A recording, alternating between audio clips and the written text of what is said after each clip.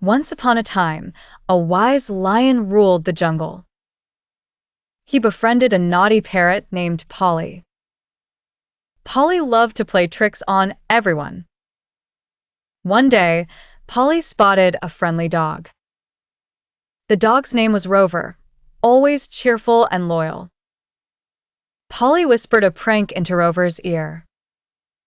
"Rover, let's scare the lion with a loud bark."